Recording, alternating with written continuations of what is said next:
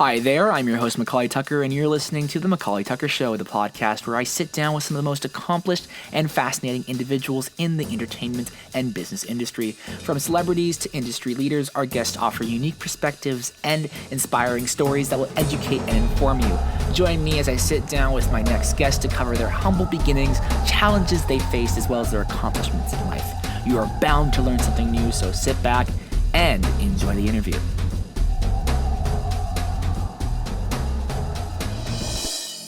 Today on the McAuley Tucker Show, we sit down with screenwriter and producer Todd Edwards. He's most known for working on Hoodwinked, where we sat down recently with his brother. Primarily, he worked in the musical aspect. He also worked on tons of other films. We hope you enjoy this wonderful conversation. Film. Your earlier years, you were involved in some film productions I can only imagine alongside your brother, because they were with the same kind of theme and projects. It was the Super Kids kind of thing. I think that's some of the earliest projects that you were working on. But I kind of want to hear, why film? What about film fascinated you and wanted you to explore it? I feel like Obi-Wan Kenobi right now because I'm like Super Kids. That's a name I haven't heard in a long time. I but it's coming back to me. Well, that's two different things. I mean, I what got me into film was just it's just in me. I mean, if I had grown up 100 years ago, I'd probably be into the theater or something. It's just the performing and I mean, like most film people my age, Star Wars had the biggest impact. But then even before that, as kids, we were watching The Wizard of Oz was kind of an obsession when I was a really little guy. And it's kind of interesting because you look at The Wizard of Oz even now, and it's crazy how it holds up. Like the art direction is so it's like peak MTV 1990s. It's like a Radiohead meets you know what I mean? Like the art direction that they cram into that movie. That's not the right reference, but like just the point being the surrealism that they captured. It doesn't matter, being like the first big color film, and I don't know, it's just like it's still something that I look at from time to time as like an influence. But yeah, as kids, we just started making our own stuff, and we were in the Super 8 era, so it was a lot of going out in the woods, a lot of getting mom to drive us places, and yeah, that I mean that would just kind of. But it's weird how young I think I was, and my brother, when we were just like, oh yeah, we're doing this for a living. It was just always kind of like where we were aiming, but we were in the Midwest, growing up in Columbus, Ohio, and we didn't know anyone in California. Eventually, like in the high school years, we met a guy named Marty Fuller who went to our church, and he was older than us. He was probably 30-ish, and he and his friends from Ohio State, I think, is where they all met, had were animation guys, and they had gotten into it at a way more professional level, of course, at that point than we ever had. And so, in some ways, meeting Marty, uh, that was like the one little window into the professional world that we got at that young age. And we actually started to sort of intern there. And then the summer I graduated high school, I don't think I realized how much it was going to inform my professional career later. But we spent that summer working for them and just doing little, like, I think they had me doing some like some line work because they were still like big time 2D animation guys. And they ended up working on Space Jam, and a lot of those guys ended up out here in LA eventually. So that was just a great window into sort of the professional world because they were guys who were like meeting with the studios and had, very informed opinions. And it felt a little more real at that point. But as far as coming out here and getting into, what we were doing at the beginning of my career, it was just it was just a leap. We were like, it was like friend of a friend kind of thing. Like, who do we know? Who can we find? And it was at the beginning, we ended up meeting someone who we're still friends with, a lady named Andrea Hearn. I think she's Atlanta based now. and she was at DreamWorks at the time, and she was a friend of a friend, and she was someone who was like kind of first professional friend in LA, and she started just like, she was in, I think, development at DreamWorks, so she wasn't like a big production person necessarily, but she just, because she had a DreamWorks office, she was making some phone calls for us and like kind of helped us network to get our first agent. And from there, we just started getting meetings, and we had shot this fake trailer. I guess that's another big piece of the puzzle. This is the kind of thing that I still think applies if a young person comes to me and says, "How do I get into it?" Well, it hasn't changed in 25 years in that you have to show what you got. Mhm. And it's a lot easier to do that now. But back then it was like, rent the camera. This predates Chillicothe. This was probably like a year and a half before we made Chillicothe. We went out and shot a very ambitious trailer. This was like the Quentin Tarantino heyday, so that was a big influence. The Coen brothers were a big influence. And so I had developed this with my new company of friends. There was just a group of us at the time and wrote it was like first screenplay, and it was a movie that we continued to develop over the course of a few years, and it actually got better and better with each rewrite because we were getting professional input. But I would say the screenwriting discipline was the thing that took just a lot of hard work, and the directing part was the part that came more naturally, where I was kind of like, it was like the superpower where I could envision something and go out and communicate, because all through growing up and through college I was doing a lot of editing and sketch comedy and putting on shows, so like all of that was kind of like film school. So I knew how to edit stuff, and when we would go out to shoot, I knew exactly what I needed. I knew exactly when we had gotten it, and those were like superpowers that I just knew I could do better than most people. So like we were able to go out and shoot this thing and make it look pretty amazing. It was the writing I might be a little more embarrassed about now. And like I said, we kept rewriting it until probably by about year 2000. We started this project in like 96. And so maybe about 4 years later, we had a version of the script that still might hold up, but of the time. But yeah, that project never got made. But it's the process that led to, we made Chillicothe along the way, got into the Sundance Film Festival, and then through all that and the other project you mentioned, Wobots, got the attention of an investor who started paying for Hoodwinked, and Hoodwinked Mhm. was not a sure thing. It was very um, Wild West. Like no one had really done what we had done. I guess Veggie Tales maybe, Yeah. but no one had done a feature film the way we did it. And there was a point where we went to this forum for DreamWorks Animation that was just kind of open to industry people, and we had gotten in there, and it was a small room, maybe like 100 people in there. And the pros on stage were talking about, hey, 5 years from now, we're all going to be talking about some group that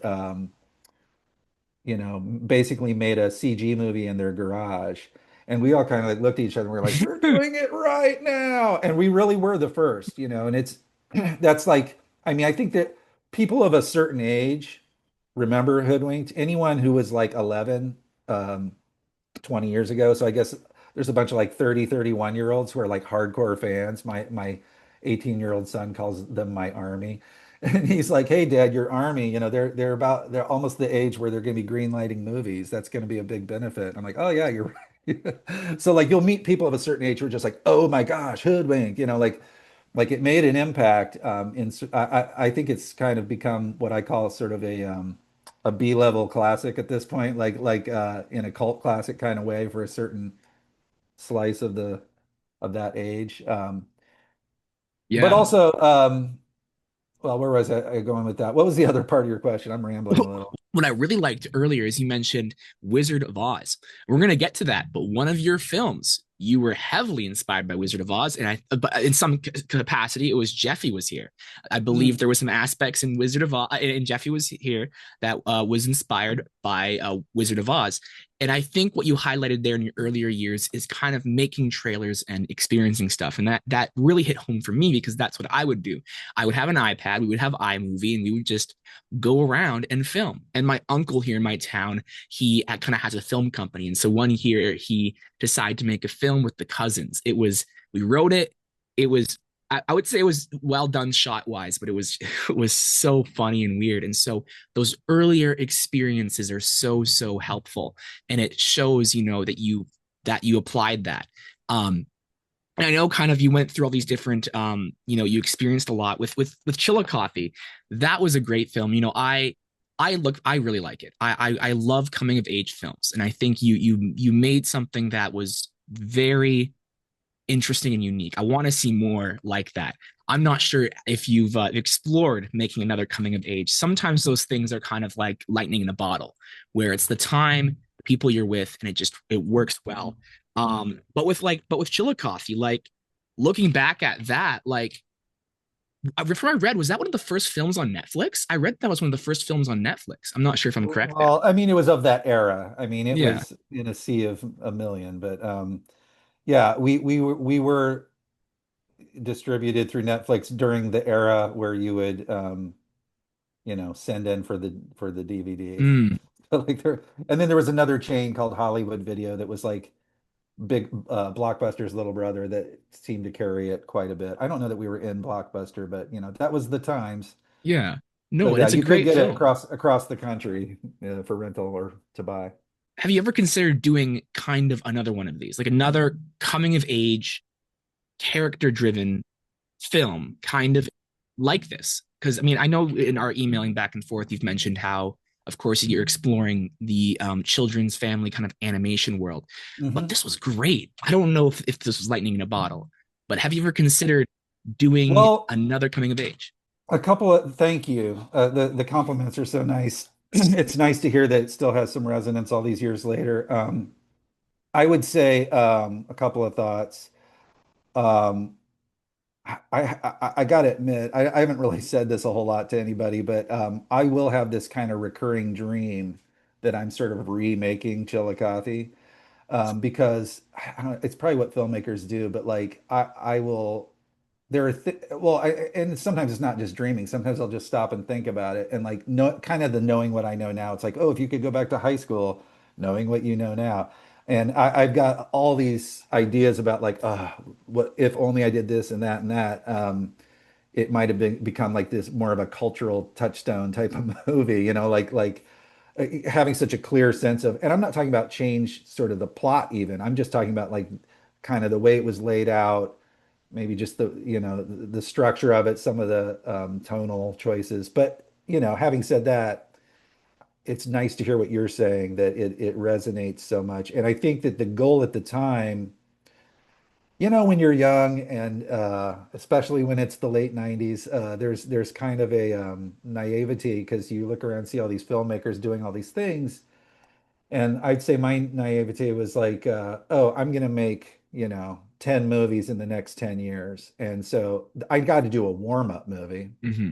And pretty quickly I kind of learned like that there's really no such thing. I mean, every project is like it's like going out and saying, I'm gonna do a warm-up graduate degree. Mm-hmm. It's like no, it's like you're getting your graduate degree. It's like it's a lot of work, a lot of money, effort, and it's gonna take years of your life. So in some ways, the sort of off the cuff, like not overthinking it, is kind of what I think led to what you're talking about, where I was just like, I'm just going to make something that's loosely based on what's happening in this last few years of my life, and going to keep it really real. It's not stylized, even like something like Bottle Rocket, Yeah. which honestly, my Bottle Rocket is one of my favorite movies, and still is one of my favorite movies. As film people, we like to play the game of like ranking a filmmaker. And like over the years, I'm just like, I think Bottle Rocket's still my favorite Wes Anderson. I still think Yeah. it's I mean, those characters, the character of Dignan and Anthony and Mr. Henry, it's just like, it is so timeless and powerful to me. And like, there are things that those guys did, luck, talent, meeting the right people, having the mentorship of James L. Brooks. Like, man, like that was like the perfect situation. And like in a way, we didn't really have a mentor. There was no Mm-hmm. James L. Brooks in our life to say, hey, why don't you shift this to make it more broad, so that it'll or whatever, like tonally. In some ways, my there might have been too much sort of navel gazing with Chillicothe. Like it was just too much. But I think that that's when we went around to the film festivals, that's also what seemed to appeal to people. Like I would put stuff in there that was so specific and so quirky. Like there was a scene where we're like outside of a film shoot for a Bible school Yes. shoot, which is only something that would happen if you were part of a handful of people who were part of that community in that, like, because that's how we got some of our really our start after college was there was this film production company in Oklahoma that were shooting a lot of that kind of stuff. So that was a lot of what the opportunity was to learn what is, the grip truck and just how a professional film shoot goes. And so I just like put it in the movie. I was like, this is pretty weird. This Yeah. is not the normal thing. And in my mind, I was envisioning like we're gonna premiere this at Sundance, and it's gonna be so quirky and specific that I think that people will respect that. Yeah. And so that was kind of the mindset. And you filmed that scene later in the commentary. You spoke about how that scene was actually filmed later. So I think one of your last That's shots, you right. guys put that in. And no, I couldn't agree more. And going back to what you earlier said, we live in a day and age where people are making, they're not making new ideas, but they're kind of making sequels. With Chillicothe, it's interesting that you mentioned kind of bringing it back. This is what I was thinking. I think it'd be interesting to take what you did with Chillicothe, but now focus it on adults that are married and have kids. Because when I watched Chillicothe, that was focusing on people around maybe my age, a bit older. And I really liked that. It was a piece that kind of brought you to that world. But now that you have a family, maybe you understand kind of the struggles and so on. I think it'd be really, really cool to make a piece on that not only family fathers and mothers can watch, but even kids can watch. So something that maybe not maybe kids, but people my age can watch and be like, this is great. And maybe you could even do it with the characters that you have in Chillicothe. That would be really, really cool. And I think it was I loved it. I liked there was one line that I loved. I don't know if you wrote this line, but it was a line was like, you're just a fan of women. I love that line. That line is hilarious.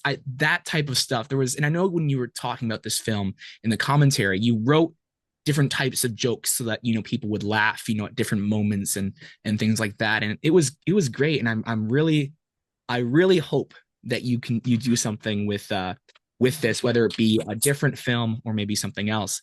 But Hoodwinked. Yeah. Hoodwinked is a really interesting film. I had a chance to speak with your brother about that one.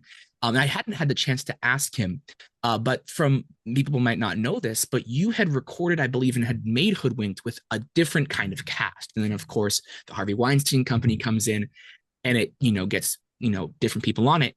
Whatever happened to the original Hoodwinked? Was it any good in comparison to the one that we have now? Was it better? Was it up to par?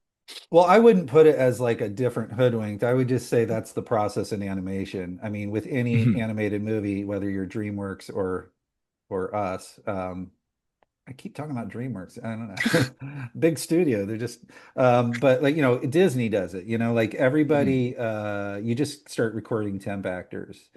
And then in some cases we did get like Patrick Warburton early because we Yeah. had a connection to him, and we got Andy Dick early, and then but then some of the others were just like pretty well-known temp actors. Tara Strong, who's from Yeah. Powder Pucker, she's kind of an iconic voiceover person. She was our original Red, and she actually is in the movie doing a voice of like Yes. one of the ski characters, like a fox or something. But Correct. like, yeah, a lot of the our producer Subi had worked at Disney and had a lot of connections to voiceover.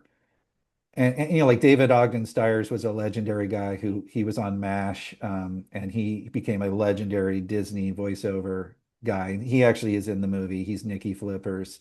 Mhm. So, we had a lot of people already, but I mean, I don't know. I wouldn't call it like another version of the movie because the movie Mhm. was still in production. It was not a finished movie. It was like a movie in production.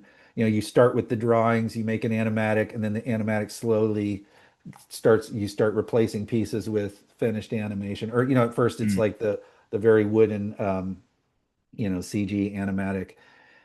and then it starts getting cool once you're into animation, and then you're doing the final rendering. So I mean, such a long process. In our case, it took 3 years. So along the way, you are replacing things. You're Yeah, changing of jokes, course. you're replacing voices, and so there were some voices that were great, and we had what we call temp love, where you're just used to it, and it's a certain way. And like Sally Struthers, which is so awesome to see Sally having sort of a little renaissance. She was just on the Michael Schur, Ted Danson show. Mhm. What's that called? Inside Man on Netflix. Yep. So she's still doing it, and she's actually a family friend. So she was our original granny. And but when the studio got involved, it Yeah. made sense that like we've got to have some like big marquee movie stars in this thing. And so every character was up for debate of like who do we get, like, and they were just basically saying, here's some names, here's who we can go to. And so that's just how that went. And the one person that we kind of fought for was Warburton because Mhm. he's such a legend. And I think maybe the people in charge didn't realize what a legend he was even then. And so I think some of the executives that we were working with were like telling the higher ups, like, no, no, you want to keep this guy, because Emperor's New Groove and Yeah. Seinfeld, and like even though he at that time he wasn't as well known, but it was just like, no, he is the wolf. So Yes. yeah. So Yeah, that's no, and just it the process, yeah. no, And that we're makes doing it sense. now. We're doing it now. We've got our new project, which I can't really talk too much about, Yeah, but of like course. we already have finished a full animatic of the movie. We've been watching it, showing it to some small test groups, and it's you can watch it as a movie, but it's all just an animatic, pencil drawn, and we've got some great actors in there, and um, we already love it. It works as it is, but at the same time, we're going to distribute through a studio. So there's going to Yeah. be some big actors brought in, but I it's shouldn't just have that process as it evolves. and I shouldn't have worded it like it was a different film. And as you Yeah, mentioned, yeah. it is not. It's purely, and it's kind of an interesting example. One of my first Hollywood actors, he was a temp voice on Bolt the Super Dog. It was a Disney film, and he was Rhino the hamster. He was Oh, a storyboard artist, but they loved him so much they surprised him, said during the movie. And that's one thing I love about Pixar and those companies is in the yeah. earlier films they would just put these storyboard artists, Linguini in Ratatouille. I interviewed him a bit ago. He kind of disappeared off the face of the earth for several years. He was just some storyboard artist who knew Brad Bird. And that's the thing that I really like about those projects. I'm kind of on a tangent there. But no, Hoodwinked is a great film. And you've got films like Knives Out coming out, and people are like, oh my gosh, they're the same. Look, that must be also surreal. One thing I was going to ask, what's it like seeing the references, seeing people talking about this project that you spent years working on? That must feel, I myself have never found myself in that situation, but it must be like, whoa, this is trippy. And the music too. I want to highlight the music. Maybe another Absolutely. question. The music is great. I love one of my favorite movie soundtracks. One of my favorite movie soundtracks. Mhm. I spent a long time trying to buy it. I had to get a VPN, pretend I was in the US, buy it on Apple Store, and then go back to my Canadian VPN. I don't know why it's still on the Apple Store. Well, I got good news. I probably can't give too much detail, but Sure. it sounds like Hoodwinked is going to get re-released later this year. No So way. yeah, so at least I don't know all the details about Yeah. it, but I think the soundtrack will be available again. Oh my days. People are going to love that. People are going to love that because it's on Yeah, YouTube. Reddit, people are like, this is like, people, I was looking on Reddit, people were like, this soundtrack is amazing. Oh my gosh. It's so, I don't know if you've seen all those, but wow, like it's so cool. And one thing I it caught is with very cool. your Yeah. song, one of the things I caught in the song was, and I was talking with your brother about this, is critters have feelings. Towards the end, some of the lyrics are literally a parallel to what are sung later on. Yeah, I brought back, so that's me singing there for the end credit song, Critters Have Feelings. It's a like a mashup of the Strokes and the Cars. And um Yeah, I just was looking for clever ways to bring some of the vibe of like the animal world into the lyrics. And so I just was like, I don't know, like yeah, the bridge section, I like r repeated some of Japheth the Goat's lyrics. I don't know. It was just like, oh, this might be fun. Yeah. And the memes, like what's like what Yeah. like what's that about? Like what's that There's, I like? mean, I often think, how can we monetize this? No, I mean, like, it's like there have been some hoodwinked memes in the last year or two that it's like, wow, there's like hundreds of thousands of people sharing this and reposting and commenting and yeah, and the songs the on YouTube, like Critters Have Feelings is a big one. Red is Blue that I wrote. Ben Folds recorded it. There's like a lot of fan versions, and it's super flattering and super awesome. And it's neat, because I don't, you can't really track that stuff. That's why you have kids that do it for you. Because it's just it'd be weird if I was always like, what are they saying? Like I just don't do that. But like every once in a while, like my son or something will be like, Dad, have you seen this? This is so crazy. And so that's great. But, Yeah. also, I mean, Hoodwinked has scratched its way through pop culture here and there. Danny Boyle mentioned us on an Apple podcast a few years ago. And that blew my mind, and What I do you later say? got to meet him. I mean, they were just asking him like, "Oh, what genre have you not done that you would be interested in?" And he's like, "Oh, animation. Oh, what are some of your favorite animated movies?" Oh, he mentions like Triplets of Belleville, Hoodwinked. Like it was literally the second thing out of his mouth. And a friend sent us to, oh my gosh, Danny Boyle just name dropped you guys. So that, there have been a few things like that that are just so cool, and just realizing it's been out there in the public sphere, whatever you call it, for 20 years. And so hopefully it's going to be out again in a big way Yeah. soon. Yeah. And music, one thing about you is you after Chillicothe, you actually spent several years in kind of doing music with a friend of yours by the name of Peter. You guys made about 100 songs under a band called Milk the Spider, which that is really really cool. And I've been able to actually listen to your band that you have now. I've been able to listen through a lot of their music because I wanted to kind of relive I guess the hoodwink style that I really enjoyed. I really like your work with rock. Your work with rock is really really cool. And I was going to ask, do you still make music in your pastime? Will there be any more songs releasing? Because I know over time you have to step away from music and focus on different projects, but you're extremely Yeah. talented in that area. Well, thank you so much. I really enjoy that. I would say the way that the music is living in my work now is through the projects. So Mm-hmm. like we have a new project now, animated feature that has a lot of music. And so there have been a lot of music projects that have been really fun.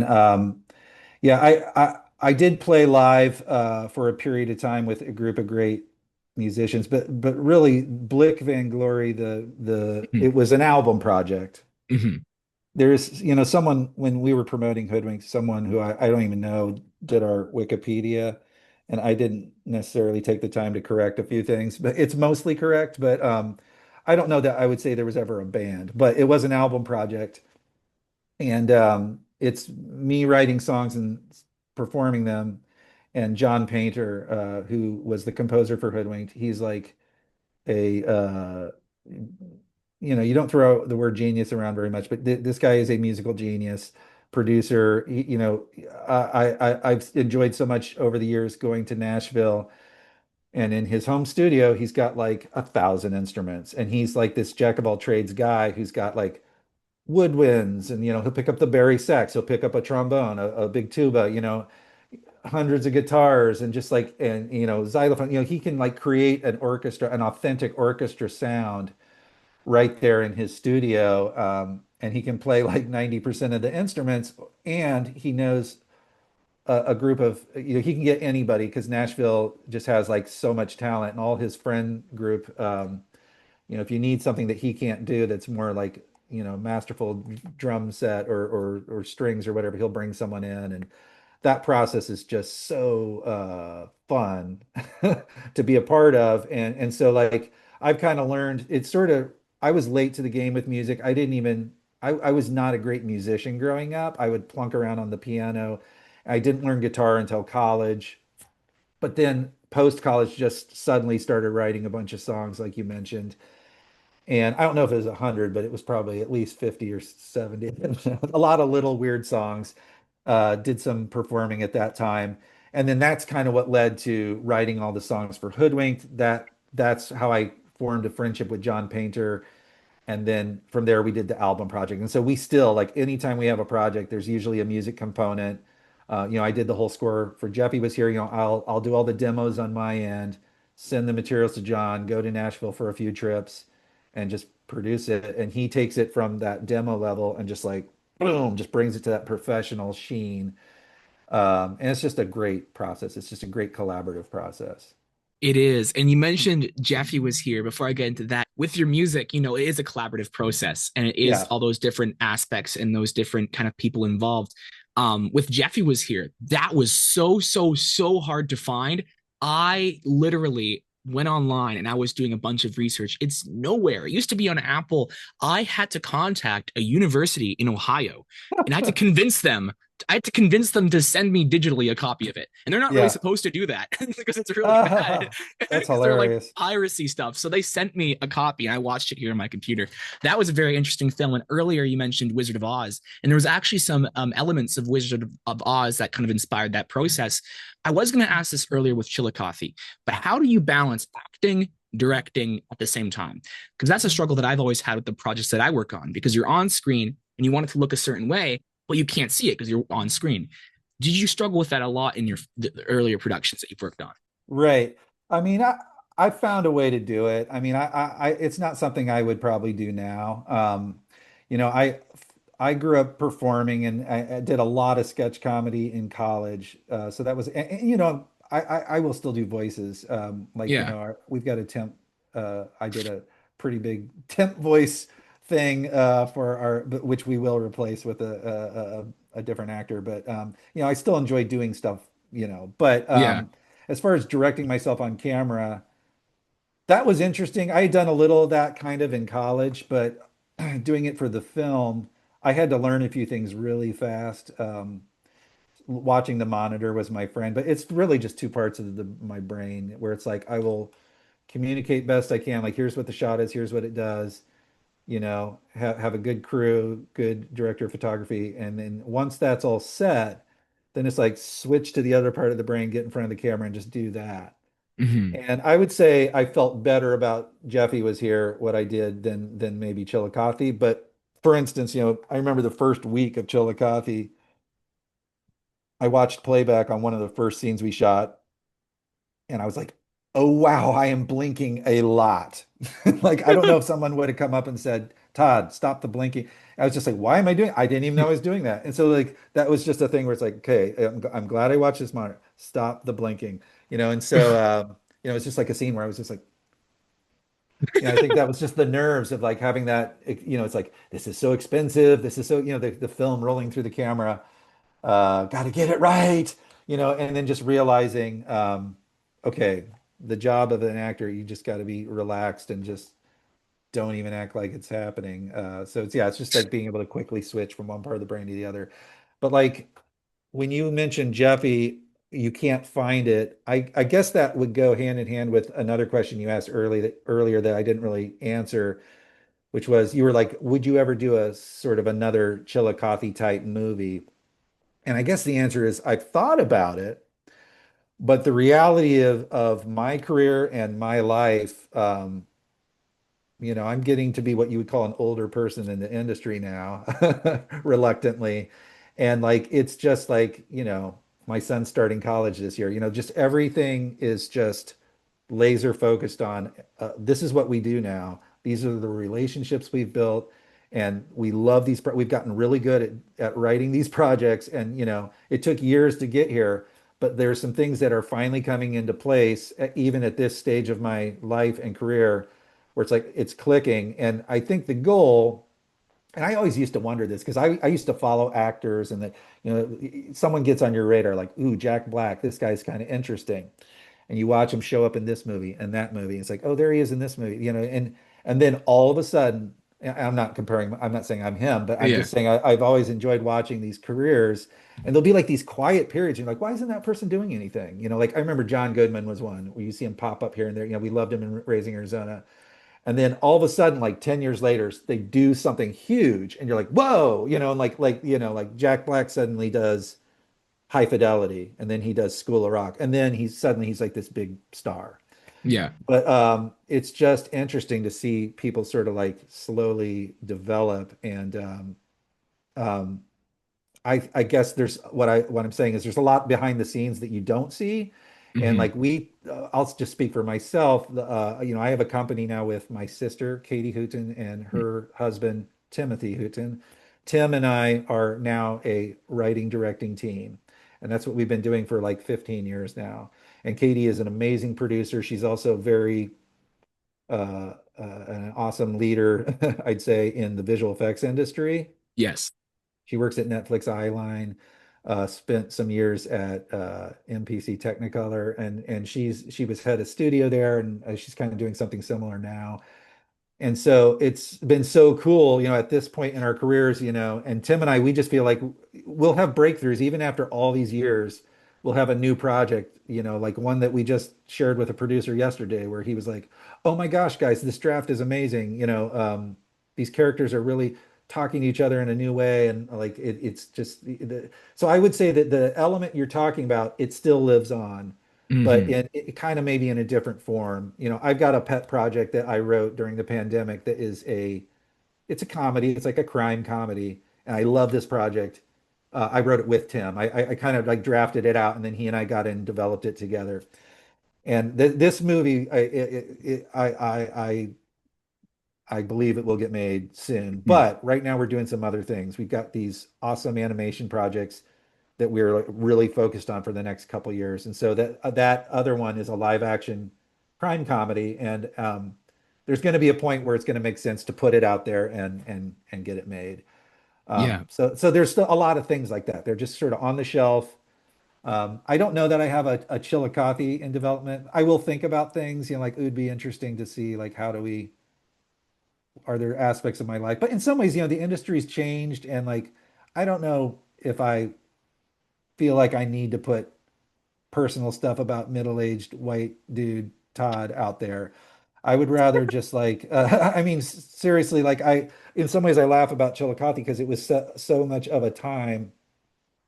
It was just like that, what people were doing in the 90s, it's like, and in some ways it feels dated now, like, oh, it's just so navel gazing and so specific. But it's like that was just what life was back then.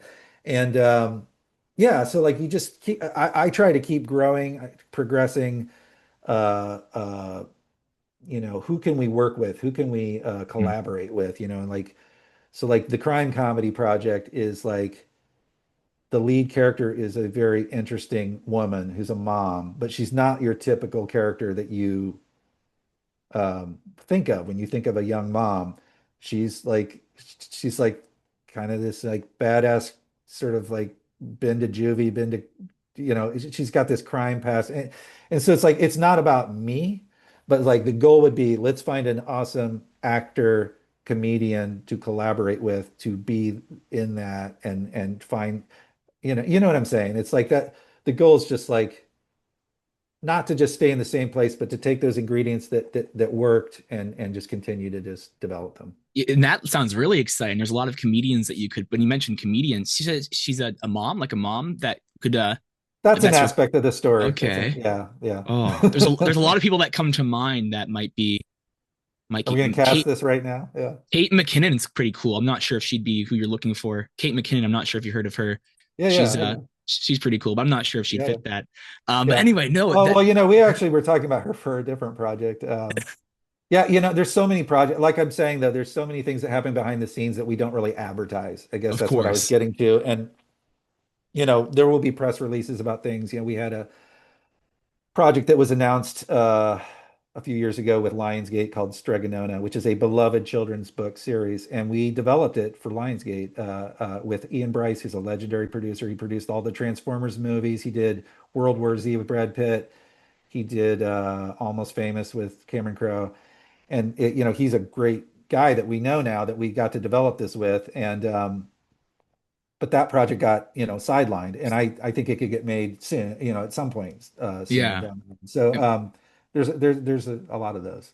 And projects do that all the time. It can take years. I'm working as a development producer on three, and it Yeah. just takes so long for these things to come. But I will never stop. You got to be consistent Yeah.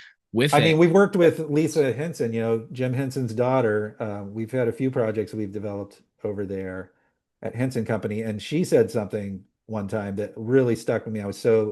It's just the kind of thing you don't hear executives say a whole lot, but Yeah. we had a project that didn't go with them. And, one of the dirty secrets of the industry is people will just ghost you. Like Mm-hmm. I had a producer who I will not name years ago. We developed something together for like 3 years. And then we set it up with the studio and we all got paid a lot of money. And then it got sidelined. Never talked to him again after 3 years. It's just like, okay, dude, That's like I don't know what we would talk about, but there was no like rallying, there's no like plan of like how could we go forward. It was just done. Lisa Henson didn't do that. The project kind of had run its course as far as the pitches. Okay, it looks like no one's going to pick this up right now, but she had a meeting with us, which like people don't do. And I was like, wow, that is legendary. And she basically just was saying to us, sometimes projects they get shelved for 15 years and then it comes back around. And I yeah. was like, I already knew that, but to hear someone of her status just say it to us so like, on a colleague level was like so confirming. It's like, yeah, even the Henson Company, they've got so many projects like that probably. So Yeah. it's just a good thing to remind you can't be too precious. I mean, of course you fall in love with these things, but you've got to have, like you're saying, multiple plates spinning because, you could even get something so far as to like get funding, and to get Yeah. it developed, like we had a project about 10 years ago that literally millions of dollars got put into this thing and it just sort of sucked us in for a couple of years and then it just didn't go. Oh my. And so, we didn't own the rights. We had been, guns for hire. So we just kind of walked away after, 3 years Oh, of development, I don't like so that. it's not great, but you just got to Yeah. keep multiple things going. So it's like, okay, that's not happening. But we got Yeah. these three other things that are. And you have to be strategic. I had some calls with a lot of producers who were giving me some advice. I said, McAuley, you have to be really, really, really strategic. You have to one up the next guy. You got to somehow do something that is crazy, but not super outlandish. It could be for the project that I'm working on. I don't even know if I can share this. For the project that we were working on, one of the guys that we were talking with, his birthday was coming up. And this guy was a really like a high up at an adult cartoon company. So we were thinking about sending him on his birthday a little message, a really odd, crazy birthday message, but with the cartoon characters that we're working with and send it over text. And that's like a crazy shot in the dark. Like you don't know how he's going to react. If he's like, this is crazy, he blocks you, or he's like, this is hilarious. I just got this birthday message from these people, and he shows it to everybody at his office. You have to be really strategic in this industry, and it's a mix of like luck, kind of. You don't know what's going to happen. And as you mentioned earlier in a conversation, knowing the right people. It's always who you know, I find in 2025. It's always who you know. And even before that, who you know goes a long way. And kind of some of my final questions. One thing I thought was cool about you was consulting.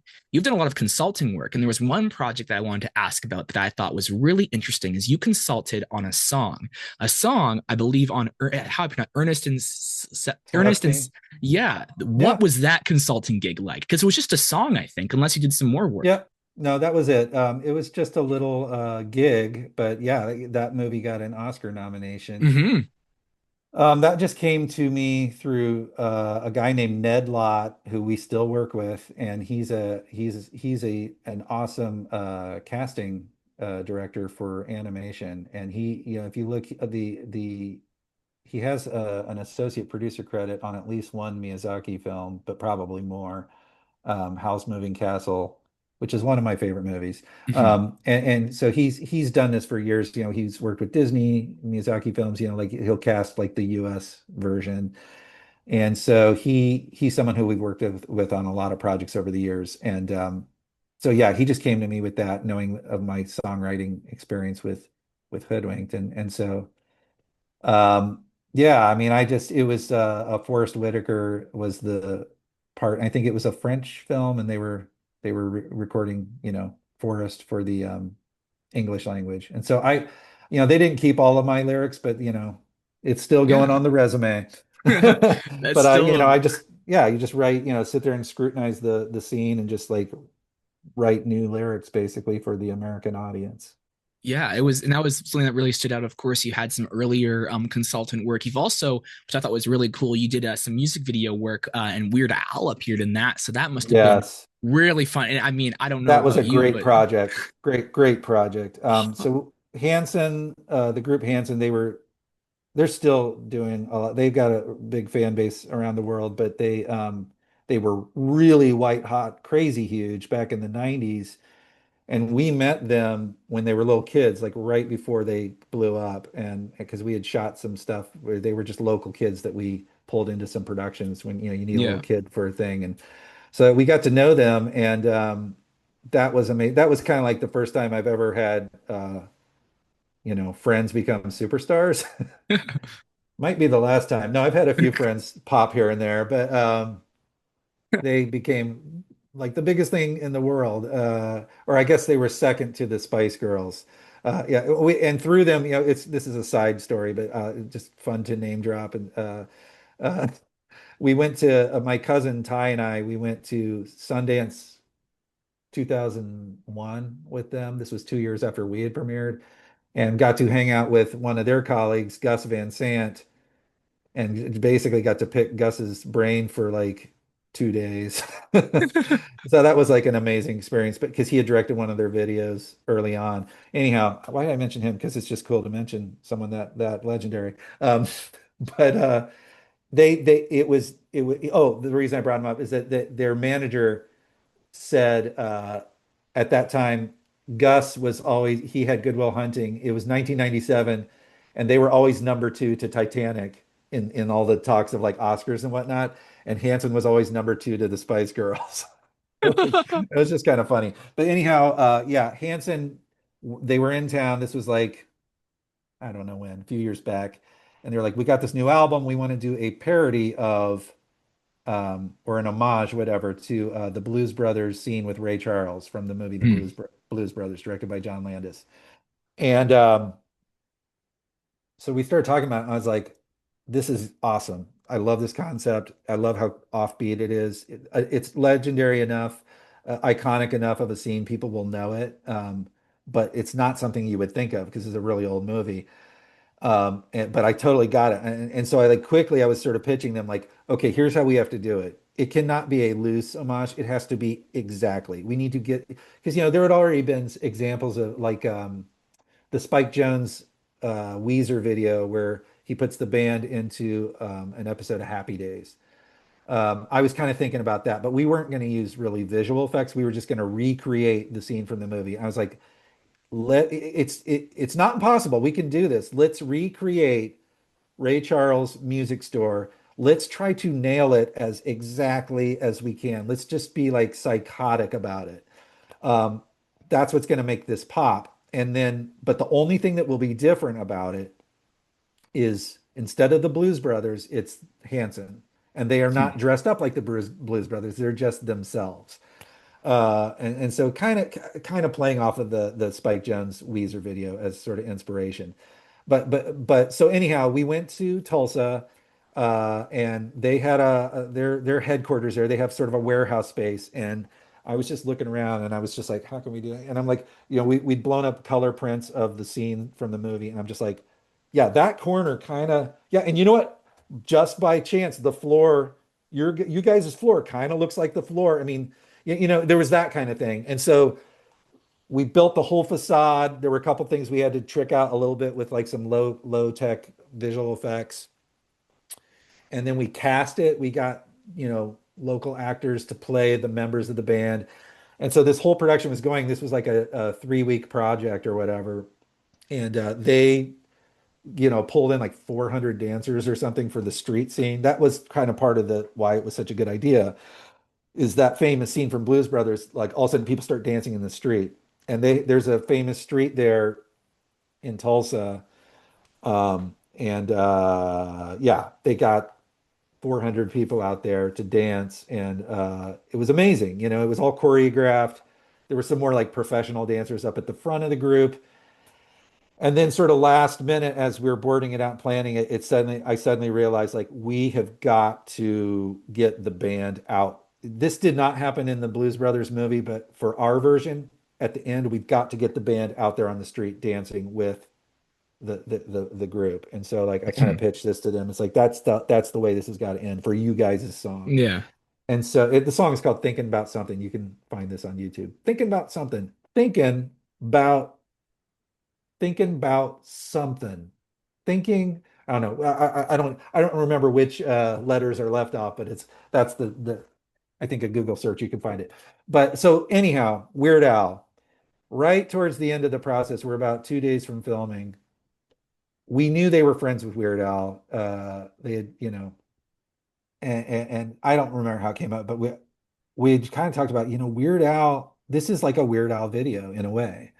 I grew up loving Weird Al, where like he would create Michael Jackson's Beat It. And I was obsessed with how he would take those videos and recreate it exactly. And it's just like, man, they are friends with Weird Al. They got a good, close relationship with him. Let's pitch it and see if they could get. And so they called him up. Taylor Hanson called up Al, and he was like, "Yeah, I'm in." And so like, a day and a half, 2 days later, he was on the plane, and we just shot him all one day. And like, I felt bad because I did not know. And the idea was let's have him play the tambourine guy. I can't remember the character's name from Blues Brothers, like Lou Marini, or no, Lou was the saxophone player. He's the keyboard guy. Um, Paul Schaefer used to do Blues Brothers band, but he Mhm. couldn't do it because his contract with the Letterman show or something. So they had brought in this other guy who's the keyboard. He's like this nerdy keyboard player, and like he's doing in the movie. He's doing this funny dance with the tambourine. And so the idea was like, oh yeah, let's get Al to be that guy. But of course, he's not going to do a straight version. He's going to do the Weird Al version. And so he Yeah. went so hard, and we're rolling, and he's just doing this insane dance. And at the end of the take, he's just like panting for air, and he comes over to me and he's like, "Hey, if you ever do any more of these, maybe do it in pieces." And, and like to this day, I'll think about that. I'm like, oh. The one thing I just wish I had said to Al is like, I had no idea you were going to go that hard, man. I absolutely we would have done it in pieces. Anyhow, but that was an amazing experience. It's almost like having the saint of parody videos show up and like give his blessing just to actually, you know. And what's also really interesting is not that the Hoodwink songs are parody songs, but they are kind of similar to other popular genres and artists. And so you can kind of see, I don't know if that's true, but like listening to the Yeah. Hoodwinked music, it's like you're really similar to the popular songs back then. Weird Al, of course, he literally parodies songs. But no, that's a crazy story. I had no idea. I've never heard of that story. I don't think you've shared that story before, but that's really, really cool. Weird Al is near and dear to my heart. We actually watched him perform in Toronto when he had his orchestra. It was a big orchestra band. I tried to get him on this show. It's very prestigious. I was talking with the director of UHF. It was the director of UHF and his partner via email 4 years ago. I was really young, but he's like, no. I'm like, oh, okay. It was just like, it was super sad. But what made it worse was his email got hacked. And then for the next couple of years, his email would send me emails. Like it was a hacked email and it was really stupid. Anyway, that's a weird Um, story. It was really, really weird. I would get Weird Al Yankovic's directing partner. His email got hacked and would just send me emails every year. It was weird. But no, future projects. I know you talked a bit about that in the interview. I know, of course, in this industry, there's the NDAs and all that good stuff. What can you share? What projects are you looking forward to the most that are coming up? well, I guess I can mention there are two things because there's Yeah. already been press releases. The current project is called Humbugged, and um, the DNA is similar to Hoodwinked in that it is a story everyone knows, but it's from a perspective that we haven't really seen before. Mhm. So it's the story of Scrooge, but it's told from the perspective of Jacob Marley and the ghosts. And we're pretty deep in on it. We've launched with an art team. We're out to actors, and I mean, it's going to be an amazing project. And it's been a long time in development, and it's just fun. And it's the most adapted story of all time, but we're using that to our advantage. We're hoping that we have an angle here that you've never seen before. Mhm. Um, And so that's one. We also have a project that is based on the work of Stan Lee. And Stan had obviously his Marvel projects, but he also had other projects that were not Marvel. And that there was a press release about that. So I can at least mention that that's another one. It's an animated movie, but they have a whole slate of these properties of Stan that he left behind. And so that yeah, the goal is to turn them into animated films, and that has been a really fun process. Wow, that's awesome. Well, I'm really excited to see what you are bringing to the table these next couple of years because I'm a really big fan of your work, as you know, and I'm really excited to hear about these projects, specifically that first one that you mentioned. That one sounds really fun, and I cannot wait to watch that.